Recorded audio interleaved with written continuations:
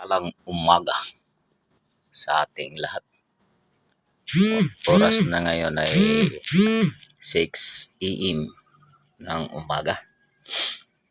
Ipaintindi lang po tayo ay isang manggagawa sa kumpanya. Ano po? Ano yung higher officer? Ang higher officer ay yun yung mga managers. Yung top officers, yun yung mga supervisors. Yung mga subordinates, yun yung foreman, leadman. Yan po yung QE. Yan, kasama yan sa mga subordinates, yung QE, foreman, leadman. Ano po? Tayo, mga foreman, so wag natin agaran na iakyat kung ano mang merong usapin sa baba. Wag natin iakyat agad sa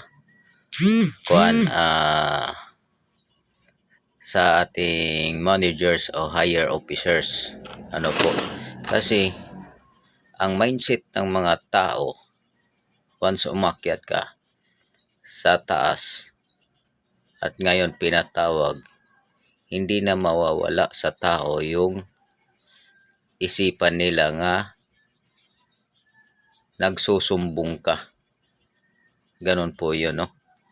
At pwedeng kausapin na ang bawat isa, foreman o either foreman QE, foreman supervisor, ganon. At yung tao ko hindi nakikinig. At yung kapwa ko, foreman ko, ayaw pumayag. At doon pa lang may top officers naman tayo at yung tinatawag na supervisor. Ipaintindi po natin doon. Huwag natin agaran na natin sa ating mga higher officer. Kahit sino man po dyan sa mga ganun na sistema, talagang ang mindset ng tao, doon na sila magki-create ng dumi ng kanilang isipan kasi inakyat na doon sa managers, ganon. At yan po yung ipapaintindi natin kasi pangit kasi yung imahin na ganon, ay si foreman, ay si QE, ay si QC, agaran agad na susumbong. Pangit kasi yan po yung hindi mawala sa isipan ng tao. Kausapin niyo po yung tao para maintindihan. Direct to the tao, kausapin para hindi magdumi yung isip, hindi magkaroon ng cost na sa kanilang isipan na ay mahilig sa sumbong. Doon na magki-create ng gulo, doon na magki-create ng kumprontahan sa sarili. Yun nga yung nangyayari nga kumpronta yung isang higher officer na isang assistant manager. Pangit po pakinggan talaga. Kaya tigil na natin yung ganon na sistema. Bulok na sistema yan. Bulok na sistema yung higher officer, ka naman, subordinate officer ka naman, pwede naman kausapin yung tao ayon sa magandang approach. Ano po?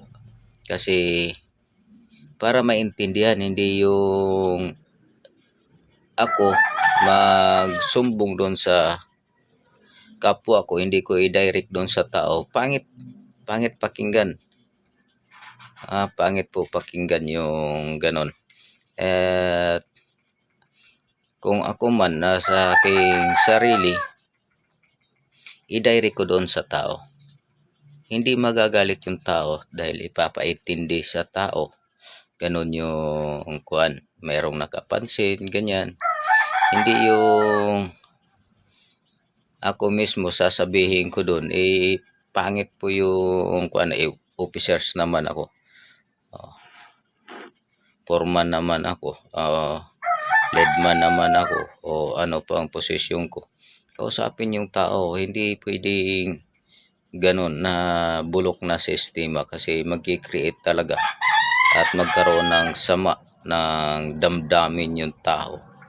Bakit hindi sabihin ng personal? Ganun lang po yun. Salamat at mayroong kayong maintindihan sa aking sinasabi.